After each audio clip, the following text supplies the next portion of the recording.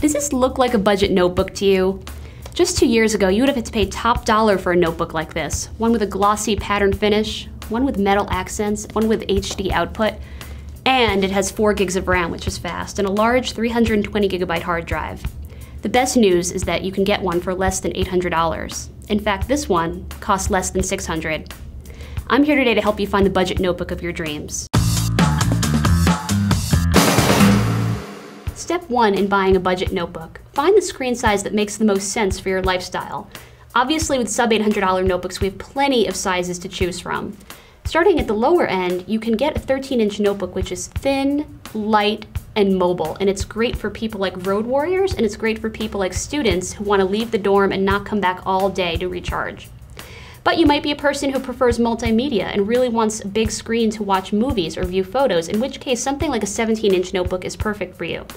Only caveat, they're big and heavy and hard to move, so really don't expect to unplug it much. Then you might be the kind of person who wants both, so then I suggest you go for a 15-inch notebook, which has a big enough screen to watch movies and view photos, but is still light enough to shuttle from room to room in your house once in a while. So if you're the kind of person who wants it all, stay with a 15-inch. The majority of notebooks today come with 6-cell batteries, but that doesn't mean battery life is a given. In fact, battery life varies wildly depending on the kind of notebook you get. For instance, a 17-inch notebook might only last 2 to 3 hours on a charge, which is pretty short.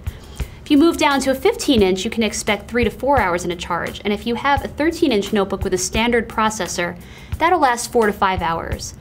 But both AMD and Intel have special processors that are designed to give you even more battery life. Let me show you an example. A notebook like this will last 6 to 8 hours on a charge, whereas a notebook of the same size, as I said, will last 4 to 5. So in this case, it's both screen size and processor that make a difference. To sum up, when it comes to battery life, you've got short, good, better, and best. You might be wondering, how powerful can a budget notebook be anyway? Well, surprisingly powerful if you're willing to spend a little bit of money. For instance, for $800, you can expect AMD and Intel's latest processors. That includes AMD Turion X2 and Intel Core 2 Duo, both of which are excellent for multitasking. For around $600, you can expect Intel Dual-Core Pentium or AMD Athlon, and those are better for just everyday computing. You'll remember me talking about ultra-low voltage processors, and these offer pretty weak performance, but they offer long battery life, as I said. That's why you can expect to spend a little bit more on them. When shopping for a computer, also get as much RAM as possible.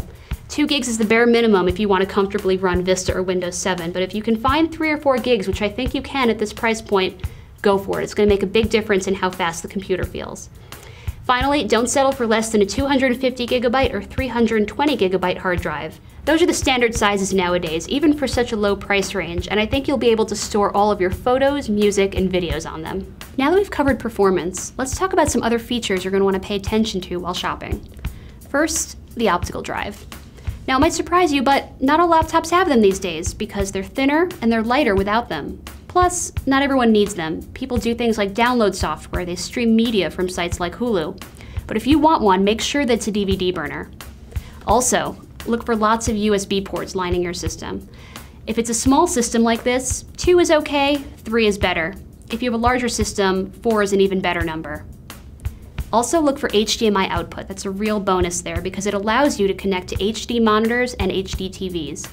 If not, it's going to definitely have a VGA port, which will let you connect to standard definition monitors and TVs. Finally, make sure that it has a webcam, because with a webcam you can do things like video chatting with friends and with family.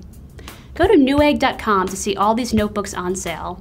And check out laptopmag.com for full notebook reviews, buying advice, tips and tricks, and more.